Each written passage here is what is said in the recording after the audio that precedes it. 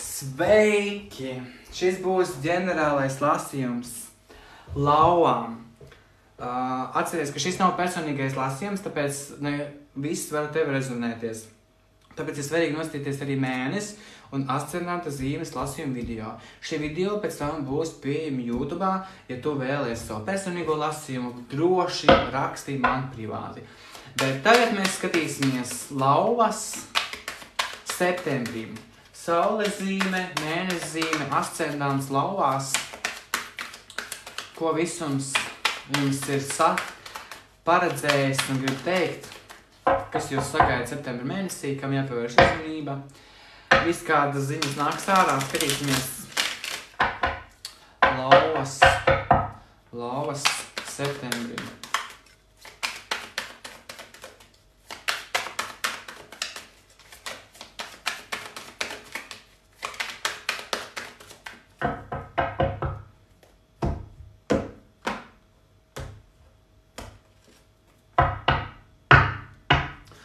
Pašreizējais brīdis, jā. It kā viss ir labi, viss ir komfortabli, viss ir stabili. Ir vēlme varbūt, teiksim tā, parūpēties par savu finansiālo stāvokli, par savu labklājību, lai viss ir kārtībā. Es nedomāju arī, ka viss nav kārtībā, jā, bet ir laba situācija, bet es ar kavas apakšējo kārti gribētu teikt, ka ir bišķi vēl pēc atpūtas. Ļoti daudz ir ieguldīts darbs un laiks, teiksim tā, varētu būt, ka tava ikdiena ir diezgan ļoti liela, teiksim tā, ne rutīna, bet slodze, kuru tā kā tu nes uz saviem pleciem, un tad, beidzot septembrī ir kaut kādas pārmaiņas, vai tev paliek mazāk pienākumu, vai tu pārēji pavisam citā jaunā posmā un aizēji un rādīs tev pavisam jaunas lietas un atbrīvos tevi no šīs lielās atbildības un no smagiem pienākumiem, kas kaut kādā veidā tavu labklājību, finansiālo stāvokli varētu šajā mēnesī ietekmēt. Tavs izaicinājums ir zižu četrnieks. Zižu četrnieks ļoti laba kārts, svinības, atpūta, padarīti rezultāti. Ja? Ja tu esi kaut ko ieplānojis darīt, necenties grābt visas lietas uzreiz, dari par vienai lietai vienlaicīgi. Ja? Izvēlies prioritātes un necenties sagrābt visu, jo, ja tu lietas fokus uz vienu lietu, tad tu vari to izdarīt daudz labāk nekā, ka tu dari 10 lietas vienlaicīgi un beigās ņigu kaut kam tur tiek atvēlēts laiks, bet rezultāts nav stabils. Jo tavs izaicinājums tiešām ir panākumi un priecāties un baudīt dzīvi un to, kas tev ir apkārt, jo šeit pastāties tā dzeltenā enerģija it kā saka par to, ka patreiz viss ir kārtībā, bet ir vajadzīgs laiks sev, atpūta un likt prioritāti priekš sevis ikdienā. Pagātne, kas iespēdo nākotni, laimestrāts, veiksme, panākumi, izdošanās, liktenīgi pagriezieni tavā dzīvē. Ļoti labi, veiksme tavā pusē, kaut kas, ko tu vēlies ieplānot un izdarīt, tiešām iet uz priekšu, rats griežās, viss izdodās. Pagātne, kas attālinās, imperatora. Jā, kāds no jums ir ļoti labā pozīcijā, lai septembrī vēl vairāk iegūtu pārpilnību, lai vēl vairāk iegūtu materiālo. Kāds no jums ļoti, ļoti, ļoti cītīgi un smagi strādā, lai izveidotu kaut kādu vai biznesu, vai tiešām iegūtu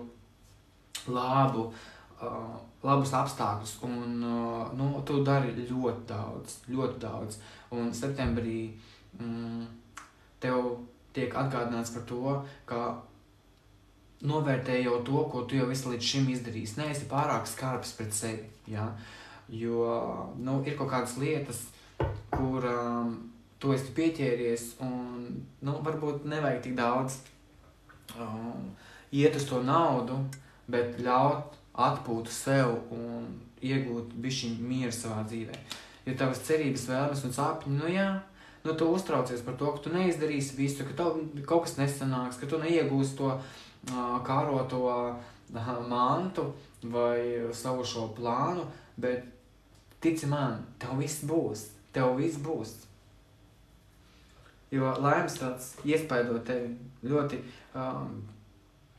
tāds labs pagrieziena punkts, un par ko šeit stresot, par ko šeit bādāties vai raizēties, un tagad mēģināt domāt sev, teikšam, jo tavas vēlmes ir tā kā beigt uztraukties, beigt raizēties par lietām, kuras tu pat nevar kontrolēt, jo šeit ir liktenis spēlē savu lomu. Un kādam no jums arī, varbūt ir precības priekšā, kāds uztraucās un ļoti satraucies par to, vai izdosies, vai sanāks, jo zižu četrnieks tomēr arī ir kāzas, varbūt kādam tiek pārbaudītas attiecības šajā brīdī. Ļoti tuva nākotne, 8 monētas, strādājam cītīgi, piepildam mūsu rezultātus, esam neatlaidīgi, mums nav traucēkļi, mēs cītīgi veltam laiku, strādājam. Ļoti, ļoti, ļoti daudz mums šeit ir darba slava. Ļoti cītīgi strādā, mācās, papildina sevi un tiešām mēģina sasniegt kaut kādus rezultātus saistībā ar māju, saistībā ar attiecībām, precībām, ar ģimeni, tiešām, lai būtu stabilitāte. Iekšējie faktori, mīlnieki, jā. Vai svarīga izvēle, vai tiešām šī paļaušanās un uzticēšanās ar otru cilvēku, kaut kur mēs virzamies uz priekšu, saprotot, ka mēs vairs nevaram šādi turpināt, un mums uztrauc šīs attiecības, uztrauc mums šis darbs, un tad mēs domājam, meklējam kādus risinājumus, mēs te varam izdarīt, jo tu esi ļoti stabilā pozīcijā, bet tev ir tā kā bailes bišķiņ par to, ka šis var neizdoties, un tas tevi ļoti uztrauc. Arī faktori, vientulība, vēlme pazust, atrast iekšējo mieru, savākt sevi, savas domas, atgūt spēkus un, tā strādāt pie tā, lai atgūtu pārliecību varbūt par sevi un spētu saskatīt veidus un ceļus, kā iet tālāk savā dzīvē. Par ko tev ir bailes? Bailes no iekšējās zināšanas, no intuīcijas, no noslēpuma, bailes no nezināmā. Nezinu, kā atrisināsies lietas, un tāpēc mēs baidamies un ceram, ka šī uztraukšanās un šīs raizes mums pazudīs. Uzticies, ka viss notiek tā, kā tam ir jānotiek. Laimes rats ļoti spēlē ļoti lielu lomu tavā šī brīža situācijā. Un mēs jau redzam 1, 2, 3, 4 vecie arkāni, tev jau ir visuma augstākais atbalsts. Viss notiek tā, kā tam ir jānotiek. Un gala rezultātā mums ir mērenība. Fantastiski. Balans, pacietība.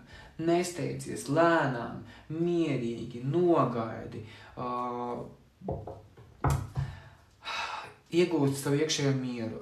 Tiešām velti laiku sev bišķiņ atpūsties, atkāpties malā, nesteigties, savas domas kārtībā, pameditēt, atrast iekšējo mieru, turpināt strādāt pie tā, ko tu dari, bet neuztraukties par to, ka tavi rezultāti var tikt sagrauti, jo viņi nevar tikt sagrauti, jo šis cilvēks, viņš ir uzņēmies daudz, bet viņš arī panāk ļoti daudz, un vienīgais mani neinteresē, bet vairāk mulsina šīs kārtas, jo priekšā ir transformācija, jauns sākums, jauns posms, aiziešana no vecā, pārēja vismaz kaut ko jaunu, atstājam kaut ko aiz muguras. Pārmaiņas šeit būs, pārmaiņas tevi sagaida, vai tas ir stabilitātes drošības ziņā, bet nebaidies uzticēties savai intuīcijai, paļauties savas domas un emocijas kārtībā. Meklēt atbalstu, ja tas ir nepieciešams un vajadzīgs. Un paldies, lai tev ir brīnišķīgs septembris, lai tev viss veicās un lai viss izdodās. Atā!